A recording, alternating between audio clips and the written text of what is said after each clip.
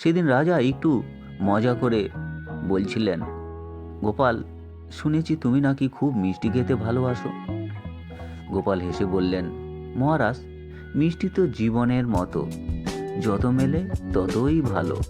রাজারা ইশারা করতেই এক বড় থালা ভর্তি রসগোল্লা আর সন্দেশ এনে রাখা হলো।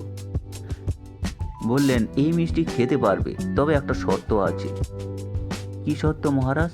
গোপাল বললেন, তুমি একটাও মিষ্টি স্পর্শ করতে পারবে না। হাত না দিয়ে যদি খেতে পারো তবে সব তোমার। গোপাল থালার সামনে গিয়ে বসে পড়ল।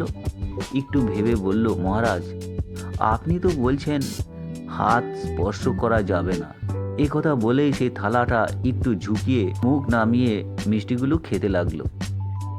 একের পর এক রসগোল্লা মুখে তুলে নিল।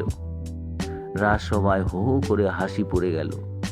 মহারাজা একটু বিরক্ত হলেও হাসি চেপে রাখতে পারলেন না।